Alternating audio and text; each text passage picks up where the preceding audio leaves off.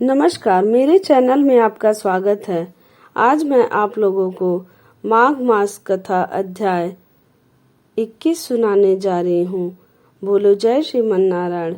लोमस जी कहने लगे कि पूर्व काल में अवंती देश में वीरसेन नाम का राजा था। उसने नर्मदा के किनारे राजसूय यज्ञ किया और अश्वमेघ यज्ञ भी किए, जिनके खंभे सोने के बनाए गए। ब्राह्मणों को अन्न का बहुत सा दान किया और बहुत सी गाय, सुंदर वस्त्र और सोने के आभूषण दान में दिए। वह देवताओं का भक्त और दान करने वाला था।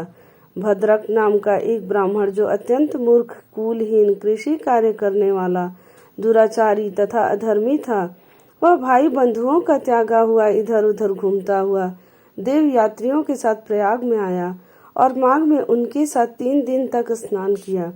वह 3 दिन में ही निष्पाप हो गया। फिर वह अपने घर चला गया। वह ब्राह्मण और राजा दोनों एक ही दिन मृत्यु को प्राप्त हुए। मैंने इन दोनों को बराबर इंद्रलोक में देखा। तेज, रूप, बल, स्त्री, वस्त्र और आभूषणों में दोनों समान थे। ऐसा देखकर उसके महात्म को क्या कहा जाए। राजसूय यज्ञ करने वाला स्वर्ग का सुख भोग कर फिर भी जन्म लेता है, परंतु संगम में स्नान करने वाला जन्म मरण से रहित हो जाता है। गंगा और यमुना के संगम की हवा के स्पर्श से ही बहुत से दुख नष्ट हो जाते हैं। अधिक क्या कहें, और किसी भी तीर्थ में किए गए पाप माघ मास में प्रयाग में स्नान करने से नष्ट हो जाते हैं। मैं पिशाच मोचन नाम का एक पुराना इतिहास सुनाता हूँ। इस इतिहास को यह कन्याएं और तुम्हारा पुत्र भी सुने, उससे इनको स्मृति प्राप्त होगी। पुराने समय में देवद्युति नाम का बड़ा गंभीर और वेदों का पारंगत एक वैष्णव ब्राह्मण था। उसने पिशाच को निर्मुक्त किया था। वेद निधि कहने लगे कि वह कहाँ का रहने वाला, किसका पुत्र, किस पिशाच को उसने निर्मुक्त किया। आप विस्तार पूर्वक यह सब कथा सुनाइए।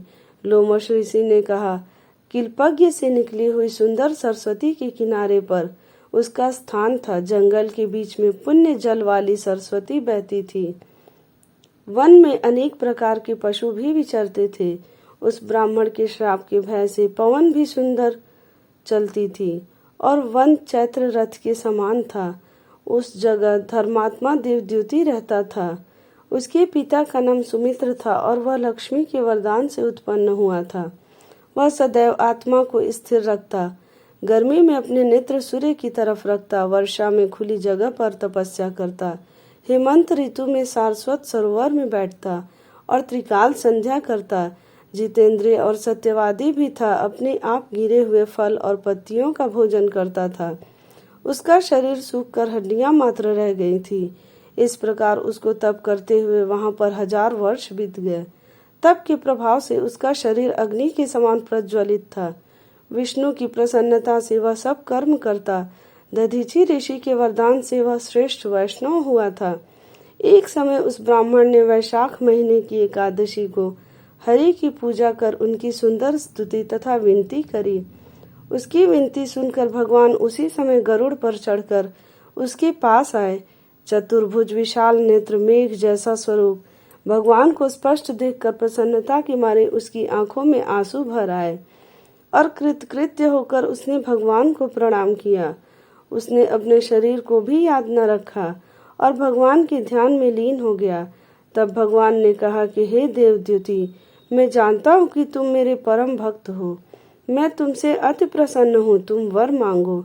इस प्रकार भगवान के वचन सुनकर प्रेम के मारे लड़खड़ाती हुई वाणी में कहने लगा कि हे देवाधिदेव, अपनी माया से शरीर धारण करने वाले आपका दर्शन देवताओं को भी दुर्लभ है। अब आपका दर्शन भी हो गया, मुझको और क्या चाहिए। मैं सदैव आपकी भक्ति में लगा हूँ। भगवान उसके वचन सुनकर कहने लगे कि ऐसा ही होगा। तुम्हारे तप में कोई बाधा नहीं पड़ेगी। जो मनुष्य तुम्हारे कहे गए स्तोत्र को पढ़ेगा, उसकी मुझ में अचल भक्ति होगी।